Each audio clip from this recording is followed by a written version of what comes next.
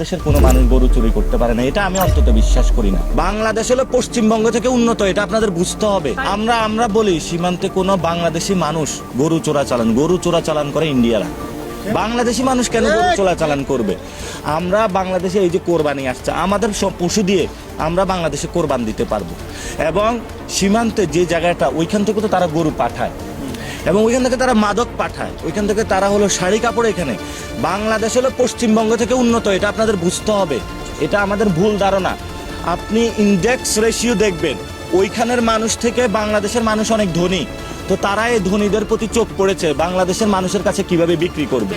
এই জন্য হলো তারা সীমান্তে এগুলা পাঠায়। যে বয়ানগুলো আপনারা দিচ্ছেন, এগুলা দীর্ঘদিন ধরে মিডিয়া সন্ত্রাস করছে, শেখ হাসিনার এগুলা বয়ান উৎপাদন। এই বয়ান আমরা বিশ্বাস করি না। বাংলাদেশি কোনো মানুষ চোর হইতে পারে না। বাংলাদেশি রেগুলার ভারত যদি বলে আমাদেরকে চোর, আপনি কেন নিজেকে বলবেন চোর? যে শহীদ হয়েছে তো আপনার ভাই, সীমান্তে যারা থাকে ও আপনার বোন, আপনি তাকে বলতেছেন এই কথা, তাহলে আমরা যাবো কোথায়? বাংলাদেশিরা তারা চোর, তারা বাটপার, তারা বাংলাদেশিদের উপর অত্যাচার করে। যে সরকারটা এসেছে তারা বাংলাদেশের মানুষকে অনেক নিচু জাত হিসাবে দেখে, মুসলমানদেরকে হলো অত্যাচার করতে চায় এবং তারা বাংলাদেশের মানুষের উপরে সীমান্ত থেকে শুরু করে আপনার সাংস্কৃতিক অগ্রাসন তারা চালাইছে, আমাদের অর্থনীতি ধ্বংস করে দিচ্ছে, আমাদের হলো তারা রাজনীতিতে ইন্টারফেয়ার করে ধ্বংস করে দিচ্ছে। সব জায়গায় তারা এগুলো ধ্বংসযজ্ঞ চালাচ্ছে। এখন এটা আরো বড় আকারে চালাইতে চাইবে। তো সেই জায়গা থেকে সরকার হলো শক্ত হতে হবে।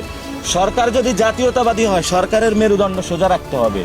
তো জিয়াউর রহমান এখানে কি বলেছিল? উই রিভল্ট, বিদেশি শক্তির বিরুদ্ধে।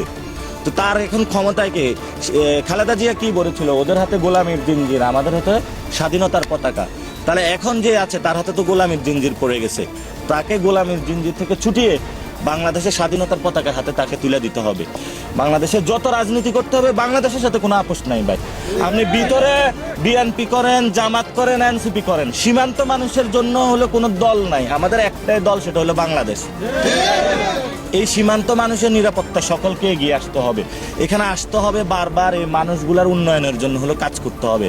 আমরা সামনে যেটা করব, আমরা যারা বিশ্ববিদ্যালয়ে পড়াশোনা করে তাদেরকে বলবো, তোমরা হলো এক সপ্তাহে একদিন হলো সীমান্ত বাচ্চাদেরকে গিয়ে পড়াও, ওদেরকে স্বপ্ন দেখাও, তোমরা একটা সময় ইঞ্জিনিয়ার হবা, তোমরা একটা সময় বড় কিছু হবা। আপনারা যারা এখানে সাংবাদিকতা করেন, আপনারা জানেন যে ক্রাইসিসগুলো আপনারা খুব ভালো করে জানেন এবং এখানে অনেক যোগ সাজস জড়িত, সরকারের অনেক লোক জড়িত। তারা যদি ফ্রেশ হয়ে যায়, ভারতীয় বাহিনী কোনোভাবে সাহস পায় না। আপনাদের মনে নাই বড়াই বাড়ির কথা? একটা বিজিবি পড়ছে, 10টা ফালাইছে, মনে নাই আপনাদের? তো বাংলাদেশের কি শক্তির অভাব আছে? আপনি মনে করেন ওরা আমাদের সাথে পারবে? তো এটা হলো তাদেরকে চাপিয়ে রাখা হয়েছে। দেখেন না, পিলখানা হত্যাকাণ্ডের মধ্যে ধ্বংস করে দেওয়া হয়েছে। ওই যে মা বলতেছে আমার মাছ ধরতে গেছে, যার জন্ম সন্তান, আর আপনি বলতেছেন সে হলো গরুর জন্য গেছে। আপনি কত বড় বেহায়া মিথ্যুক হয়ে বাংলাদেশে এই কাজটা করতেছেন। একজন সন্তান, মা, ওনার হলো কয়েকদিন পরে, 5 দিন পরে ওনার বাচ্চা হবে, বাচ্চা 5 দিন পরে জন্মগ্রহণ করে দেখতে পারবে না তার বাবাকে। এই বয়সে তো কেউ রিস্ক নিতে যায় না। সে হলো ঘরে নাই বলে খাদ্য তখন গিয়েছে। আপনারা যারা সাংবাদিকতা করেন, অথবা আমরাও তো এইভাবে হলো নিজের সন্তানের জন্য কামাই রোজগারি করতে যাই। আপনি এখানে থাকলে কি করতেন? আপনি যদি ধরেন আজকে সাংবাদিক না হইতেন, আজকে যদি ধরেন আমি এখানে জন্মগ্রহণ করতাম, আমি শিক্ষিত না হইতাম, তাহলে আমারও তো মাছ ধরতে যাইতে হইতো। আপনারও তো এই ভাগ্যবরণ হয়তো বা কপালে লেখা ছিল। আপনি এটা শক্তিশালী করেন বাংলাদেশ। দেখেন আজকে ওরা গুলি করতেছে, কালকে আইসা দেখবেন ওই হাতিবান্ধাতে গুলি করবে। এরপরের দিন আমাদের এইবার এই গণ অভ্যুত্থানে তারা ঢাকায় গিয়ে গুলি করছে না? তো তাহলে বাংলাদেশের উপরে তারা যে কোনো সময় গুলি চালাবে। এটা সীমান্ত বন্ধ করতে হবে এবং সীমান্ত শক্তিশালী করতে হবে। ভারতের সাথে তো পারে না, চায়নার সাথে পারে। চায়নার সাথে একদম থাপ্পড় খেয়ে তারপরে চলে আসে লজ্জিত হয়ে। বাংলাদেশ হলো তাদের কাছে নতজনু।